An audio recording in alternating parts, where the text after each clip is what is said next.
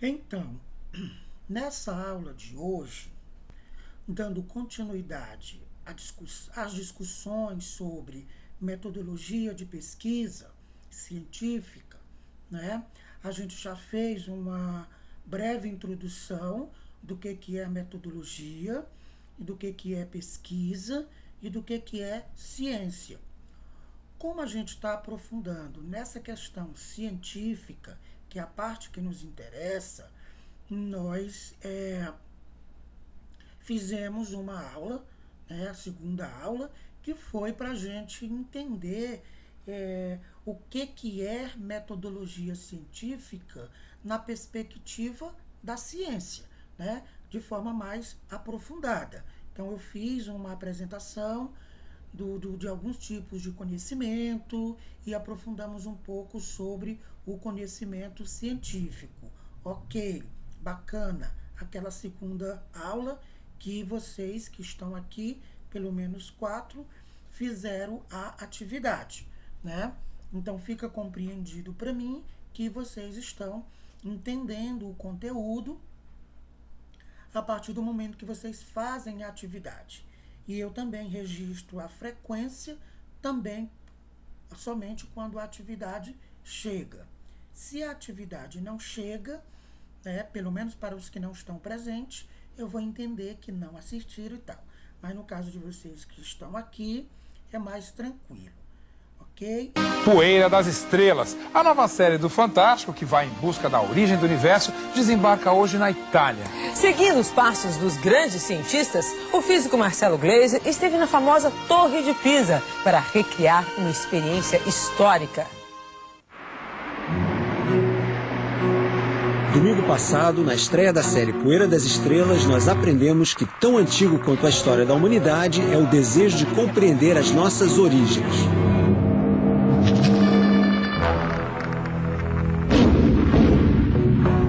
De onde viemos? Como surgiu o universo? E o nosso planeta? Como nasceu?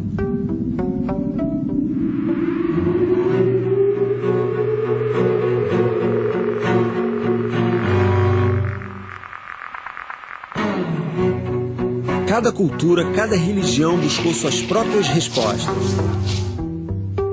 Mas houve um momento em que a curiosidade falou mais alto e os dogmas religiosos passaram a ser questionados.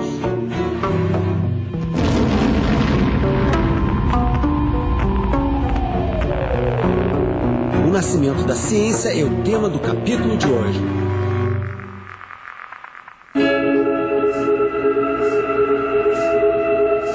Os gregos foram os primeiros a tentar entender a origem do universo sem a ajuda ou interferência da religião. O mais influente dos filósofos da antiguidade talvez tenha sido Aristóteles. Ele viveu em Atenas em torno do ano 340 a.C., cerca de 100 anos após a construção do Partenon, o mais famoso templo grego que existe até hoje. Para os gregos, simetria e beleza eram sinônimos. Pensando nisso, Aristóteles propôs um modelo de mundo simétrico e perfeito, um método elegante e intuitivo para explicar o universo. 340 anos antes de Cristo, Aristóteles dizia que a Terra era o centro do cosmos, que ela ficava no meio de tudo, imóvel. O Aristóteles dividiu o cosmos em duas partes. No centro de tudo estava a Terra. Depois vinha a primeira órbita, que era a órbita da Lua, a que dividia o cosmos em duas partes. Acima da Lua vinha Mercúrio, Vênus, o Sol, Marte, Júpiter, Saturno e, finalmente, a órbita das estrelas. Segundo Aristóteles, a Lua, os planetas e as estrelas seriam feitos de uma substância misteriosa, imutável, que ele chamou de éter ou quintessência. Da Lua para baixo, as coisas seriam compostas dos 4 elementos: terra, água, ar e fogo. E aqui sim poderia haver transformações, quando os elementos estivessem fora de seu lugar natural. Era assim que Aristóteles explicava a gravidade. Segundo ele, uma pedra cai do céu para a terra porque seu lugar é no chão. Aristóteles também concluiu que quanto mais pesado o objeto, mais rápido ele vai ao solo. Certo? Errado. Essa primeira explicação errada de Aristóteles sobre a gravidade sobreviveu por 1800 anos. Só foi questionada durante a Renascença na Europa. As teorias de Aristóteles foram aceitas durante tanto tempo não só porque eram avançadas demais para a época, mas também porque, com o passar do tempo, a Igreja constituiu um poder sem precedentes na história. As teorias religiosas para a origem do mundo reinaram durante quase 2 milênios. Mas um dia a inquietação retornou. Durante a segunda metade do século XVI, a Europa era palco de um grande conflito religioso. A Igreja Católica se sentia ameaçada pelo avanço dos protestantes e o Vaticano não via com bons olhos ideias contestadoras. Ao mesmo tempo, alguns pensadores começaram a questionar o modelo de universo proposto por Aristóteles, que dizia que a Terra era o centro de tudo. A situação era bastante explosiva. O primeiro desses pensadores a duvidar das ideias de Aristóteles foi Nicolau Copérnico, nascido na Polônia. 100 anos antes da invenção do telescópio, Copérnico teve a coragem de afirmar que não era o Sol que girava em torno da Terra, mas o contrário. A Terra é quem gira em torno do Sol. Ele morreu em 1543, sem saber do impacto que suas ideias provocariam em tempos tão turbulentos. A ousadia de Copérnico foi contagiante.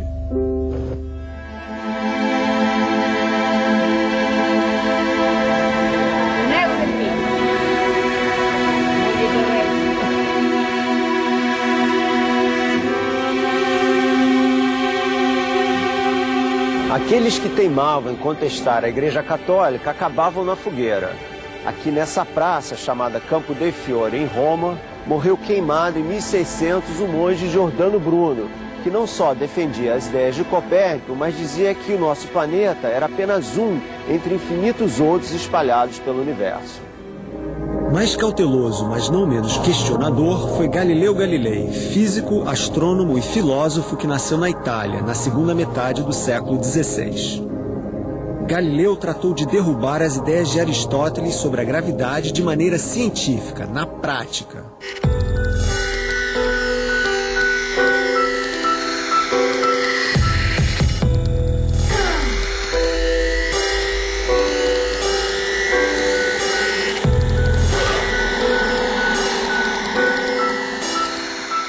Torre de Pisa.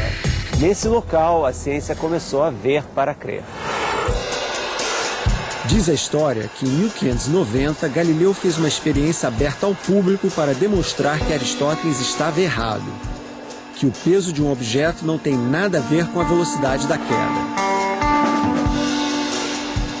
Para isso, veio até o alto da belíssima Torre de Pisa, que continua inclinada, mas não está mais caindo. Com argumentos práticos, Galileu demoliu os conceitos do velho filósofo grego. Segundo Aristóteles, se eu jogasse daqui de cima uma formiguinha e um elefante, o elefante cairia muito mais rápido. Os gregos antigos não faziam experimentos para testar suas ideias. E essa é a marca da ciência. Ideias devem ser sempre testadas antes para serem aceitas depois. Galileu foi o pioneiro do que se conhece hoje como método científico. Ver para crer, em vez de crer para ver.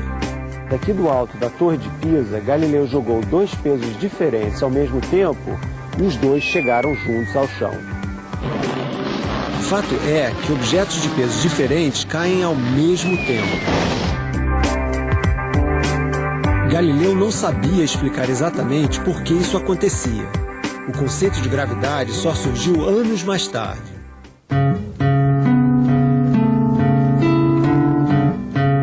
Nascido em Pisa, foi em Florença que Galileu passou grande parte de sua vida.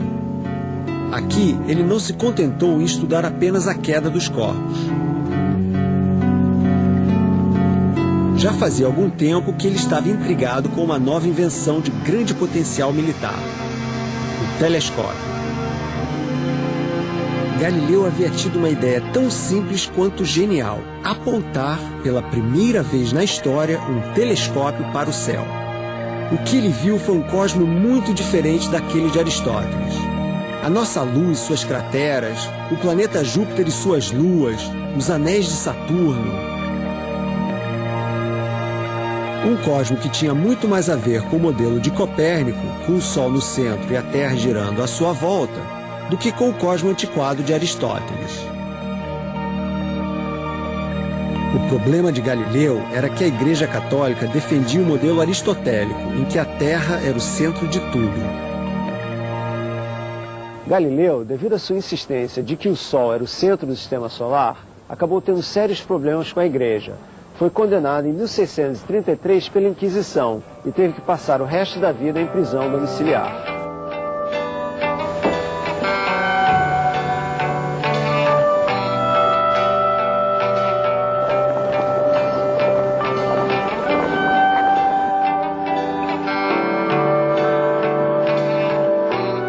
Para não acabar na fogueira como Giordano Bruno, Galileu abjurou. Oficialmente desmentiu as ideias que ele mesmo propôs. Só 95 anos depois da sua morte é que Galileu foi enterrado como cristão, aqui, na igreja de Santa Croce, em Florença, junto a Maquiavel, Dante, Michelangelo e outros grandes nomes italianos. Mas Galileu acabou rindo por último. Sua obra espalhou-se pela Europa, acelerando a revolução científica que deixou Aristóteles para trás. A Igreja Católica só retratou-se em 1992, quando o Papa João Paulo II lamentou o tratamento dispensado ao grande astrônomo italiano. Galileu passou seus últimos anos morando aqui, nessas colinas, em Florença. Ele não foi o inventor do telescópio, mas foi o primeiro a ter a ideia de apontar um para os céus. E o que ele viu mudou para sempre a nossa concepção do universo. Então, hoje, nós iremos trabalhar agora com a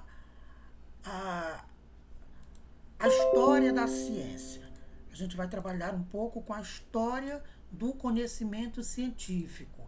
Então, eu vou fazer uma apresentação, né? Vou fazer uma apresentação e vocês irão observar, prestar atenção, claro, mas vai ser uma apresentação introdutória, breve, e depois eu vou deixar um texto para vocês estudarem. Vocês irão estudar esse texto, dando continuidade depois que eu falar. E vocês farão também uma atividade que eu vou explicar mais para frente da nossa discussão, certinho? Uma atividade que vocês vão utilizar o próprio celular para fazer essa atividade. É uma coisa que vocês gostam muito de fazer, certo? Então, vamos lá. Aqui temos metodologia de pesquisa científica, é a nossa disciplina. A gente já sabe o que é metodologia, que é o método, né? Metodologia é o estudo do método. E o que é método? A gente já viu na aula passada. Método é o jeito de fazer. É um caminho que se utiliza para fazer alguma coisa. Então, metodologia de pesquisa. Pesquisa é quando se elabora, né, uma ideia de algumas coisas que se quer investigar, que se quer pesquisar. Então, nesse sentido, a gente trabalha a metodologia de pesquisa, certo? De pesquisa e de pesquisa científica. Não é qualquer pesquisa. Para nós aqui é a pesquisa científica. Então, vamos lá. É a nossa disciplina. O conteúdo é História da Ciência. Nós iremos entender um pouco sobre a história da ciência. Vamos entender a história da ciência dentro dos períodos da história da humanidade. A ciência na Idade Antiga, na Idade Média, na Idade Contemporânea, nos dias atuais e tal. É um texto bem bacana de se trabalhar, né? E a gente tem a possibilidade aí de fazer uma leitura do texto. Então, a ideia é essa. Eu vou introduzir aqui rapidamente o conteúdo e depois vocês farão uma leitura desse texto para fazer uma atividade que eu vou propor. Atividade bem bacana. Pois bem, vamos conhecer um pouquinho da história da ciência. A historicidade da ciência anuncia o seu envolvimento com os processos estruturais da sociedade, desde os primórdios da civilização, né?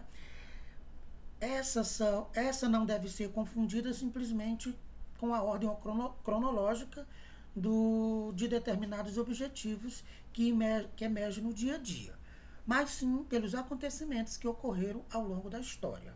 Ou seja, a ciência não pode ser estudada apenas numa questão cronológica do tempo, como eu falei para vocês. Ela se situa dentro do tempo, mas o mais importante do que o tempo é saber que os fatos que ocorreram, saiu aqui, os fatos que ocorreram durante... Pera lá, acho que eu me atrapalhei aqui. Os fatos que ocorreram naquele período, né? Então a gente tem vários fatos que vão acontecendo ao longo da história e fatos que apontam aí para o surgimento de uma ciência. Então, conhecer a história da ciência é apaixonante. Vamos lá, então. Antes, porém, pense um pouco a respeito da presença da ciência no contexto social atual da nossa vida. Vamos tentar identificar aqui a ciência na nossa vida. Você já ouviu estas notícias? Preste atenção. O Superior Tribunal Federal vota a liberação de pesquisas com células troncos embrionária. Uma notícia, a gente ouve isso várias vezes. Satélite japonês contesta dados do INPE sobre área desmatada no norte de Mato Grosso. Outra notícia. Outra. Sonda da NASA aterriza em Marte. Descoberto peixe fóssil de 380 milhões de anos de idade. Casos de doping na volta da França gera revolta no ciclismo. A periodização é a formulação de um projeto detalhado de preparação e embasamento nos princípios científicos e treinamentos desportivos. Alimentos transformados geneticamente, soja transgênica. Então, aqui tem várias notícias que a gente ouve no dia a dia, já ouviu mais de uma vez. Então, isso faz a gente pensar sobre o que a ciência tem a ver com a nossa vida. Ora, você pode ter chegado à conclusão que essas notícias, que foram manchetes de jornais, elas conduziram para uma imprescindível presença do processo científico em todos os quadrantes da sociedade.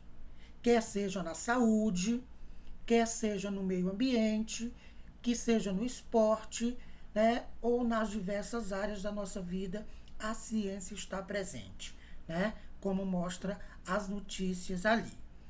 E principalmente agora, com essa questão da pandemia, nunca se falou tanto em conhecimento científico.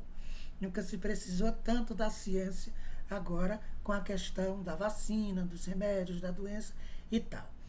Mas independente de pandemia, a ciência ela está muito presente na vida da gente, no dia a dia. A gente aqui não dá muita importância ou não percebe muito isso, porque a gente não tem esse conhecimento ainda, né? Mas depois que você estuda essa disciplina, que conhece a ciência, a história da ciência, você vai olhar para o seu entorno, não é? Com esse outro olhar, percebendo, inclusive, aonde é que a ciência está presente na sua vida e a importância dela, né? Então, a ciência está presente na nossa vida. Isso porque a sociedade, nos dias atuais, ela é marcada pela tecnologia. Então, a gente estava falando, né, da importância da ciência na nossa vida, no dia a dia, e às vezes a gente não se dá muito conta dessa importância, né, ou dessa presença da ciência na nossa vida. E ela é tão forte, ela é tão real, né, que envolve a todos nós de forma fantástica. E que a gente, quando não tem esse conhecimento, não se dá conta disso. Mas é importante saber que ela faz parte da nossa vida. Isso porque a sociedade nos dias atuais é marcada pela tecnologia, eu falava. Então, esse momento nosso aqui, por exemplo, de poder conversar, de poder se ver, né, ter uma aula de forma remota, isso é fruto de um conhecimento científico. A tecnologia é um conhecimento científico, e um conhecimento científico muito apurado. Quem imaginou que, né, chegaria um momento em que as pessoas falariam umas com as outras de um lugar distante do outro, até que cria-se o telefone, né? Depois, falar e se ver ao mesmo tempo, né? Então, a gente vai vendo aí que a ciência vai mudando a vida das pessoas. Então, isso que a gente está vivendo aqui agora é também uma questão de conhecimento científico. Então, a gente tem aí, né, a globalização de mercado, alimentos transformados, modificados geneticamente, engenharia genética, tudo isso pelos avanços da física quântica, entre outros tantos avanços que ocorreram nos últimos tempos. Então, estes avanços, eles fizeram ocorrer uma transformação no conceito da sociedade. Ou seja, por conta desse conhecimento, né, esse conhecimento científico, por conta desse conhecimento, as pessoas mudaram as suas vidas. A sociedade vem se transformando. E quem compõe a sociedade somos nós, somos as pessoas, os sujeitos, os indivíduos. Logo, nós vamos mudando também o nosso jeito de viver, o nosso jeito de ser, né? Então, aí a gente percebe que a ciência vai fazendo toda essa diferença na nossa vida. Outro aspecto importante para você ficar atento é que as frequentes transformações, né, com as frequentes transformações, as estruturas organizacionais da sociedade foram agregando valores diferentes em seu contexto. Quer dizer, todas essas mudanças vai fazendo as pessoas a viverem diferente, a se organizarem de forma diferente. As mudanças nos paradigmas conceituais. O que é paradigma, professor? Paradigma é modelo, né? As mudanças nos modelos conceituais presentes na sociedade exigem que o homem e as organizações escola, família, igreja, empresas e tal, as organizações estejam cada vez mais atentos aos processos científicos e se evoluam em cada momento. Quer dizer, em cada momento é preciso o ser humano ir se ajustando a essa evolução que vem acontecendo. Olha um fato interessante. Vocês já devem ter ouvido falar no Pix, que é um negocinho lá do banco para as pessoas fazerem transferência de dinheiro no banco. E eu, né, pensei, não, eu não vou usar esse Pix, não. E, bom, aí vinha passando, precisava fazer uma transferência, alguma coisa, fazia transferência de modo tradicional ainda. Até que eu vi no WhatsApp uma imagenzinha e dizia assim: quem não usa o Pix é como se fosse o homem das cavernas, o homem pré-histórico. E eu não estava usando ainda. E aí eu me senti, né, um verdadeiro pré-histórico, porque não aderi ainda. Sem contar as tantas vezes que eu fui fazer algumas coisas e as pessoas disseram, é através do Pix? E eu, não estou usando ainda o Pix.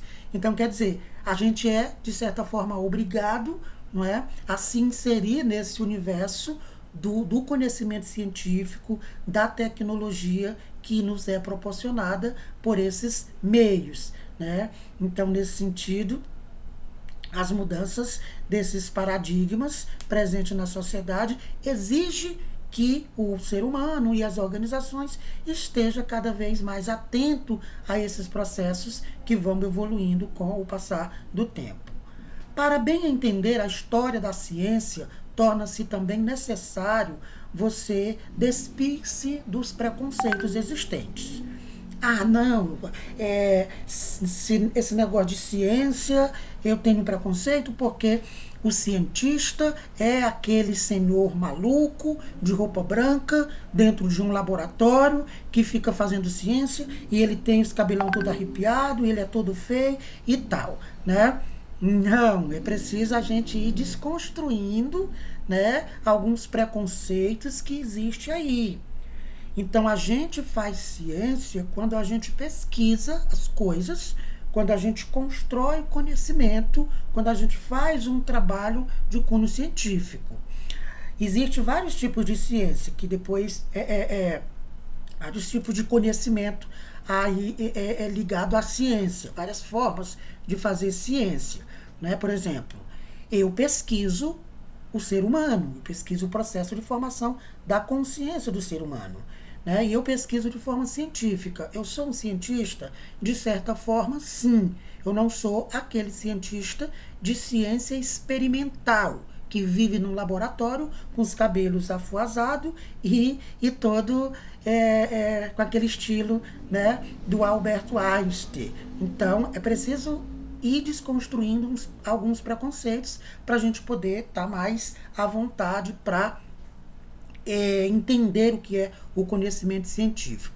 Se vocês percebem, aqui na minha sala de leitura tem muitos livros, tem muitas coisas, então eu estudo muito, leio muito, trabalho muito e faço pesquisa também, né? Isso faz de mim um pesquisador, né, de cunho científico, mas não sou aquele velhinho do cabelão afarofado que faz aquelas loucuras lá que tem no Pica-Pau, né? E o Pica-Pau, no desenho do Pica-Pau, aí tem o cientista e o Pica-Pau morre de medo dele porque se ele pegar e tal é para fazer experimentos. Tá? Então, essas ideias sobre o cientista e sobre o conhecimento científico, elas precisam ser desconstruídas. Né? A gente precisa ir se despindo, deixando de lado alguns preconceitos existentes.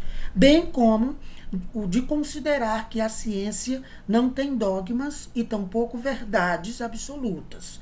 Né? Então, a ciência ela se apresenta como um conhecimento verdadeiro, absoluto, mas a gente não pode também achar que ela é perfeita a ponto de ser infalível. A ciência também tem suas falhas, a gente não pode acreditar nisso, né, nesses dogmas. O que são dogmas? Verdades absolutas que não pode ser questionado. Sim, a ciência pode ser questionada, sim. Né? E ela é muito questionada, inclusive pela filosofia, né? E outras áreas do conhecimento. Vamos lá. Bem, aqui era só uma introdução para a gente entender um pouco dessa questão da ciência. Agora eu vou deixar vocês para ler o texto. Né? Aqui a gente tem os vários momentos da ciência, da história da ciência. Aqui a gente tem a ciência na pré-história. A ciência na pré-história. Como assim, professor? Já tinha ciência na pré-história? Ora, o saber construído pelo homem no período da pré-história, a partir de observações sobre os efeitos da natureza, pelo funcionamento das coisas, pelo confronto direto com as suas necessidades, pode ser considerado como o primórdio da ciência. Vamos entender que o homem fez a roda. O homem na pré-história, nossa roda. Foi uma invenção, né? O homem construiu a roda. Então, é uma ciência. É claro que não é uma ciência apurada, refinada como a nossa hoje, que a gente guarda tudo no chip, né? Num celular como esse, a gente tem muitas coisas. Aqui é alta tecnologia, né? Mas o homem construir a roda na pré-história foi um avanço. e isso mudou de forma significativa a vida dele. Então, a gente pode dizer que a ciência, ela nasce aí na pré-história, né? Há milhares de anos, a luta do homem pela sua sobrevivência estava presente em todos os instantes da sua vida. E o homem sempre vai produzindo conhecimento científico, para saciar as suas necessidades, né? Para suprir as suas necessidades de sobrevivência e, depois da sobrevivência, a vivência, porque sobreviver é abaixo de viver. Então, primeiro a sobrevivência, depois a vivência, que é ter conforto, que é ter outras coisas, que não é só o básico para viver, outras coisas que é preciso, mas não é tão necessária. Então, vocês vão ler aqui A Ciência na Pré-História, é um texto pequeno, vocês vão entender um pouco, é uma leitura muito simples, muito tranquila, não precisa fazer essas atividades aqui que apresenta no texto, não, a atividade que vocês farão é outra que eu vou dizer daqui a pouco, né? Então, se quiserem pensar um pouquinho sobre as reflexões aqui, fiquem à vontade, mas a atividade será outra. Então, depois da ciência na antiguidade, né, a gente vai, nos primórdios lá, a gente vai para a ciência na Grécia Antiga. A Grécia, nesse período da antiguidade, considerada como o berço da civilização, contava com uma pleiade de filósofos, ou seja, uma gama de filósofos que desempenharam um papel fundamental na trajetória do conhecimento. Então, aqui na Grécia, a gente já tem um pouco mais de ideias sobre a ciência, porque tem os filósofos, né? A genialidade dos filósofos gregos pode ser considerada como o princípio responsável pelo crescimento da ciência nos mais diversos setores. Então, aí a gente vai ter, né, o Sócrates, o Platão, o Aristóteles, que vão começar a desenvolver um pensamento, né, que vai ser um pensamento bastante evoluído e que, a partir disso, muitas coisas vão surgir. Então, aí a gente tem ciência na Grécia Antiga. Vocês também vão ler esse tópico, né? Vão ler esse tópico. Aqui tem uma outra atividade. Aprofunde seus conhecimentos, tal. Não é necessário fazer essa, você vai fazer a outra que eu vou lhe dizer. E depois a gente tem a ciência na Idade Média, no período da Igreja Católica, do cristianismo e tal. A Idade Média, por muito tempo, foi considerada como a Idade das Trevas, porque a Igreja Católica, ela tinha o controle do conhecimento. Razões para que historiadores assim a denominassem não faltaram ao longo da história. O declínio das atividades científicas, artísticas, literárias e culturais vinculadas a um forte controle da Igreja se fez presente. Ou seja, não faltou aí ao longo da história os historiadores, os estudiosos que fizessem crítica a esse período da Idade Média. Foi um período que quase não houve, vamos dizer assim, conhecimento científico ligado à razão, mas houve outros conhecimentos científicos, né, mais para o final da Idade Média, que inclusive a Igreja Católica vai tentar controlar. Então, leia o tópico A Ciência na Idade Média também. É pequeno o tópico, e aí a gente avança para o outro tópico, que é a ciência no século XVII.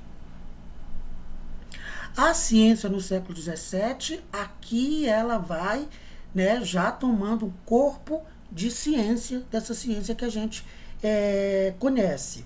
O século XVII é distinguido por uma forte presença de filósofos e cientistas nos mais diversos setores que marcaram uma brilhante presença nesse período, né? Então, assinala também uma ruptura da maneira de ver e entender a ciência. No século XVII e posteriormente no século XVIII, a gente vai ter uma ciência já aí mais ligada a essas questões científicas que a gente conhece hoje. Vamos dizer assim, que ela está mais apurada, mais próxima do que o que a gente conhece. Então, vocês lerão também a ciência no século XVII. E depois temos aqui a ciência no século das luzes. Qual é o século das luzes, professor? O século XVIII, que é quando vai acontecer várias revoluções, inclusive a Revolução Industrial, quando o homem consegue desenvolver a máquina. A primeira máquina criada foi a máquina a vapor, a Maria Fumaça.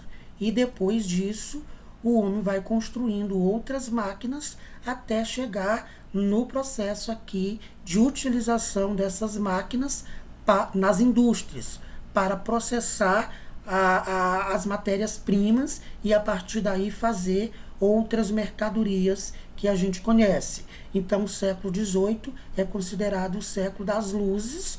Houve a Revolução Industrial, a Revolução Francesa, que vai dar muita liberdade de pensamento e vai ajudar muito o homem a desenvolver as ideias sobre o conhecimento científico, né? Então, voltemos. Aqui, intitulada como o século das luzes, este foi marcado por avanços na ciência e na forma de constituir o saber. A união entre ciência e tecnologia começa a se fazer presente, trazendo junto de si muitas descobertas. Por exemplo, o surgimento das máquinas, como eu acabei de falar, da máquina a vapor, que marca o processo da Revolução Industrial, as primeiras teorias sobre a origem do universo, né? A origem do universo descobre que o centro do universo não é a Terra, e sim o Sol. Isso vai dar aí muita história, né? Além das teorias referentes à formação da Terra e dos planetas, formulada por Buffon e Kant. São filósofos que vão falar sobre essa questão dos planetas. Então, o período aí que a gente chama do século das luzes, que é o século XVIII, ele é marcado profundamente por muitas mudanças, né, na produção do conhecimento científico. Então, tem vários cientistas aqui, que vocês vão ver um pouquinho de cada um deles, que contribuíram nesse processo onde a ciência toma corpo, né, toma forma mais propriamente. Aí a gente chega no século XIX, né, que é agora o século mais próximo de nós. O século XIX é o século da ciência. Se no século XVIII houve muito desenvolvimento, criação de muitas coisas, no século XIX muito mais ainda. Então, a ciência nesse século traz em seu bojo a euforia propagada pela Revolução Industrial e avança os olhos vistos em diversas áreas do conhecimento. Então, no século XIX, a ciência avança e ela avança mais ainda e ela começa a se diferenciar, né? Então, a ciência nasce da filosofia, lá com os filósofos antigos, mas chega um momento em que essa ciência toma um corpo próprio, um conhecimento próprio e se separa da filosofia. E aí ela vem, né, ao longo do processo, se desenvolvendo. Quando ela chega aqui no século XIX, vai acontecer a divisão, o aparecimento de várias outras ciências. Então, as ciências que a gente conhece como medicina, como matemática, como engenharia, como psicologia, como todas essas áreas do conhecimento, algumas já vinham aparecendo anteriormente. Mas aqui no século XIX, essas ciências, esses conhecimentos, eles vão se diferenciando um dos outros e aí a ciência vai ter, né, as partes específicas, uma para estudar cada coisa. Né? Por exemplo, eu estudo o ser humano, o comportamento do ser humano. Então, eu sou das ciências humanas, que a gente chama, né? outra pessoa de uma outra área vai estudar as ciências exatas, ou as ciências da engenharia, as ciências da medicina, a ciência da computação.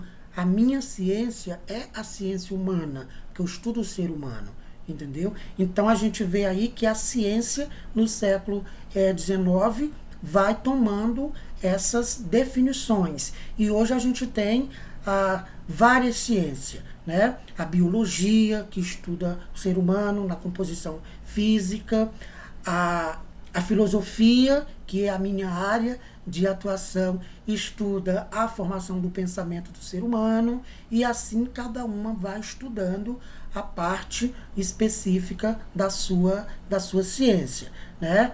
Então, no século XIX, há esse grande avanço, inclusive nessa questão do estudo sobre o homem, da evolução do homem, como o homem chegou até aqui, né? Então, vocês vão ver aí que essa ciência, no século XIX, ela é muito importante. E, por fim, ou quase por fim, a gente tem a ciência no século XX, essa ciência do século passado agora, né? Então, vocês, acredito que nenhum de vocês é do século XX, todo mundo aí já nasceu no século XXI, a não ser que tenha alguém que tem mais de 20 anos. Então, o século XXI começou há 21 anos, né? Há 20 anos, na verdade, estamos em 2021. Quem nasceu de 2000 para trás já é do século passado, ou seja, do século XX. Ou seja, eu, né, tenho mais de 20, claro, e então sou do século XX, que é o século que acabou de terminar. Então, a ciência no século XX, veja como a ciência se fez presente no século XX.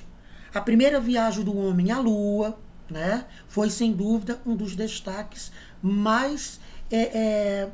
um dos maiores destaques nos processos científicos. A ida do homem à Lua, que se fez presente no século XX. Para essa incursão na Lua, o homem investiu muitos anos de estudo e de pesquisa sobre o processo, né, que iria desfraudar exatamente essa chegada na Lua. É importante lembrar que essas pesquisas, elas asseguraram enormes progressos científicos. Então, até chegar na situação do homem ir na Lua, antes desse momento dele ir para a Lua, muito conhecimento foi produzido até então, né? Então, muita coisa vai acontecer aqui no século XX, que aí é um pouco mais próximo de nós. A gente já ouviu falar muitas coisas, né? A criação, por exemplo, do avião, né? Aqui, por exemplo, o 14 bis é uma invenção do Santos Dumont. Também imagina o avião hoje, né? O avião hoje, em um século, como mudou muito essa questão do avião. Então, aqui a gente tem muitas questões importantes de avanço científico. Por exemplo, a criação do primeiro mamífero a ser clonado, né, que é a ovelha Dolly. Todos nós ficamos sabendo, foi aí no final dos anos 90, me parece, foi 96, né? Inclusive, a própria Rede Globo fez uma novela tratando do clone com seres humanos. Então, tudo isso no século XX teve esse avanço.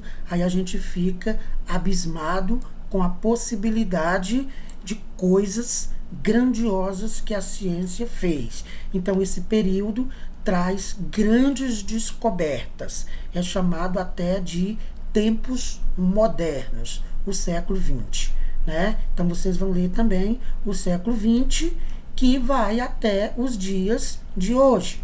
Né? Então, a gente ainda não tem uma história da ciência especificamente para o século XXI, porque nós começamos agora. Temos apenas 20 anos nesse século. Então, essa ciência, né, do século XX chega aos dias de hoje de forma grandiosa, ao ponto da gente ter, né, o celular como uma tecnologia nas nossas mãos, ao nosso dispor, né? Então aí, gente, eu fiz apenas um pequeno resgate do processo de histórico do conhecimento científico, como é que ele vem ali desde do homem das cavernas, vamos dizer assim, dos primórdios, dos primeiros seres humanos, da antiguidade, né? Depois na Grécia, depois no período medieval, depois no período moderno, depois agora com a Revolução Industrial e tal. E agora no século XX, com essa questão científica de entender, de estudar o ser humano, da medicina, né? Imagine, agora com essa questão da pandemia, no prazo de 1 ano, quantas vacinas já existem aí no mundo e quantas estão em processo de efetivação. Há 50 anos atrás, há 100 anos atrás, era impossível pensar em uma vacina, né, em um remédio, em um medicamento tão poderoso em um prazo de 1 ano, por exemplo, né? Era tipo 10 anos de estudo, de pesquisa e tal, para chegar num resultado assim, promissor. E hoje, por conta da tecnologia, por conta dessa ciência extremamente avançada, em um prazo de 1 ano ou menos de 1 ano, né, a ciência conseguiu produzir uma vacina para um vírus, no caso da Covid, que a gente não conhece. A gente não sabe, né, ao certo de onde é que veio, quais são as consequências de fato, só sabe que é letal, mata muita gente, mas os cientistas dessa área da biologia, né, ou da infectologia, como chamam, da área da medicina, eles ainda estão estudando o vírus e, ao mesmo tempo, estudando uma fórmula medicinal que possa combater esse vírus. E, no prazo de 1 ano, a gente tem todos esses avanços, né? As pessoas já estão se vacinando. Então, isso é por conta também de um conhecimento que o ser humano produziu, um conhecimento apurado, refinado, objetivo, né, exato, que é o conhecimento científico. Então, para a gente falar de ciência, né, de metodologia de pesquisa científica, a gente precisa compreender um pouco sobre o conhecimento científico. Então, a gente já fez isso na primeira aula, fizemos na segunda e agora nessa terceira aula um pouquinho da história da ciência para a gente ter clareza de como é que as coisas chegaram até nesse ponto que vivemos hoje. Ok? Entenderam direitinho aí? Sim. Tem algum questionamento?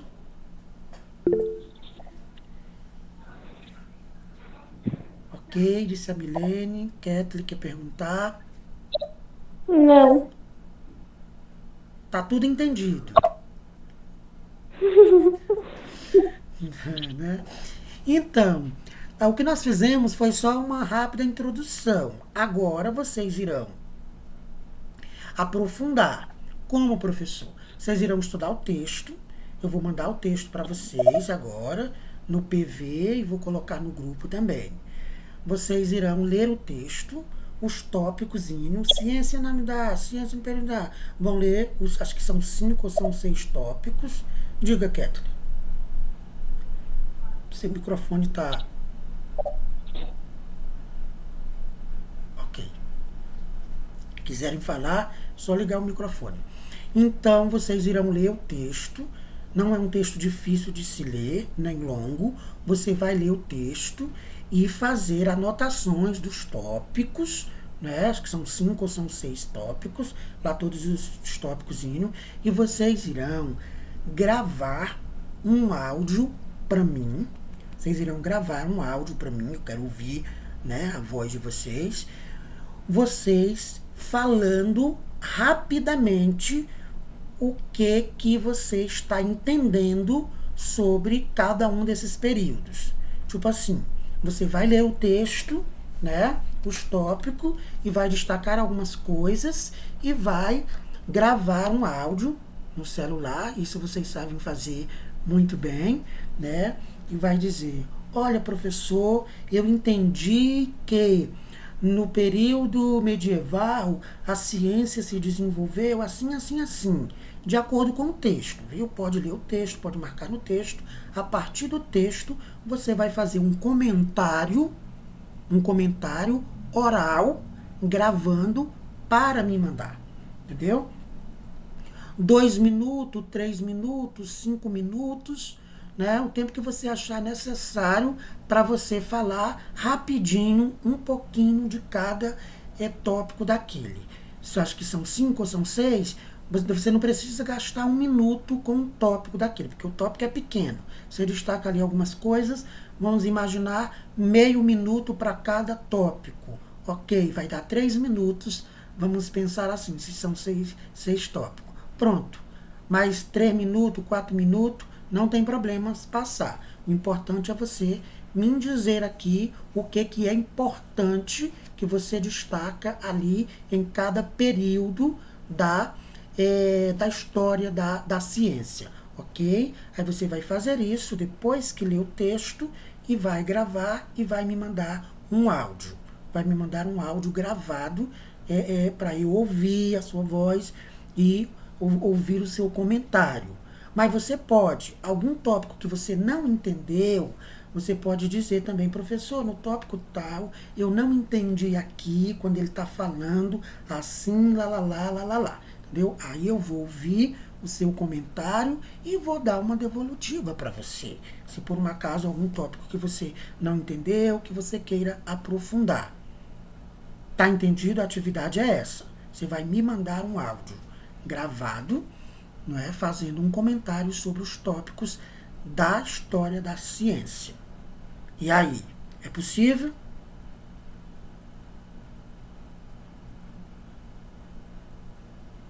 É sim. É assim. É, professor. Pode deixar. Gravar áudio é com você mesmo, né? Rapaz, Que eu sei que vocês Sou muito de gravar áudio não, mas eu vou tentar. Que eu sei que vocês ficam horas e horas nos áudios aí, com os esqueminha de vocês. vai quem sabe. Mas, rapaz, eu estudo o ser humano, e é o ser humano camponês. Sei exatamente o que passa na cabeça de vocês. Tô brincando, mas é sério. Ok, gente? Então, eu já vou colocar o texto lá, vou liberar vocês daqui, e vocês já podem ler o texto e, assim que terminar, já fazer a gravação. Professor, tenho que mandar hoje ainda? Não. Se você conseguir fazer hoje, ok, me manda hoje. Mas, se não der tempo, tudo bem, pode ser amanhã. É importante que não demore muito para que eu possa ver antes da nossa próxima aula. Ou seja, até semana que vem você pode mandar. Hoje é sexta, você tem um final de semana aí, fazer as suas coisas, suas atividades. Tem gente que faz as atividades mais no final de semana, né? Ou que está na cidade, ou que está no lugar que tenha mais internet, enfim. Tem aí alguns dias para fazer. Mas se quiser fazer agora também não tem problema. Tá entendido, meninos? Em algum momento da história, o homem olhou para esse mundo e se maravilhou. Existia algo de mágico, de místico. Se coloque há aproximadamente 3.000 anos atrás, por exemplo, onde não existia nenhuma ciência do modo como a conhecemos hoje. Aqueles seres humanos viam uma enorme bola de fogo no céu que surgia e partia. O Sol, deixando à mostra sua antagonista, a Lua. Trovões, terremotos, vulcões, primavera, verão, neve, o mar, aves, um céu repleto de pequenos pontos brilhantes. Tudo era incrivelmente mágico, e por mais que quiséssemos negar isso, parecia contraintuitivo rejeitar os poderes dos deuses que estavam a governar nossas vidas. Foram milhões, ou quem sabe bilhões de deuses durante toda a história humana. Deuses criadores e outros deuses que descendiam de sua linhagem. Até as religiões ditas monoteístas têm tantos seres divinizados que não se afastariam conceitualmente, por exemplo, do politeísmo egípcio. Mas o ser humano em algum momento pensou: Pode até existir um mundo sobrenatural, mas o nosso meio natural, aquilo que sentimos, que percebemos, pode ter uma explicação também natural. A partir daí, foram travadas espetaculares discussões ideológicas através dos tempos. O homem agora estava no centro das discussões. Os gregos conceituaram e iniciaram a filosofia, na busca pelo conhecimento. E mesmo sem acesso àquilo que chamamos de método científico, chegaram a fantásticas conclusões. Empédocles, por exemplo, descobriu que o ar era uma substância. Anaximandro arguiu que os seres humanos eram frágeis demais quando bebês e que a explicação mais adequada para a sua existência é que talvez eles tivessem evoluído de outros seres e que os primeiros seres vieram da água. Anaxágoras acreditava que a lua brilhava por uma luz reflexa e que o sol e as outras estrelas eram rochas incandescentes. Aristarco já havia concluído através da geometria que o Sol era muito maior do que a Terra e que a Terra orbitaria o Sol, e não o contrário, e que as estrelas apenas eram sóis distantes. Mas se esses filósofos eram sensacionais, ao mesmo tempo cometiam alguns problemas de dedução, por colocarem na sua lógica dedutiva o sobrenatural como essência. Anaximandro, por exemplo, dizia que de uma substância primária tudo procede, e que essas substâncias têm mentes, e que, se desobedecessem às ordens naturais, pagarão penitência e serão julgadas por sua iniquidade. Heráclito dizia que o sol tinha que nascer e se pôr por ordem divina, e se não assim se comportasse, os deuses o abateriam. E não foram somente os gregos que buscavam explicações para as coisas. Nos 600 anos que precederam a era cristã no Oriente, Siddhartha Gautama, o Buda, Confúcio, Lao Tse e tantos outros contribuíram para a formação do conhecimento. Aliás, muitos dos filósofos gregos iam ao Egito, que era um centro de conhecimento, aprender um montão de coisas. Faremos, portanto, uma viagem no tempo, na busca do homem pelo conhecimento, onde essa coisa chamada de filosofia, que se iniciou com Tales e veio até os dias de hoje provocando paixões, morrendo e ressuscitando no campo do conhecimento, permita a chance de o homem tentar encontrar ou descobrir o que ele é ou como ele é.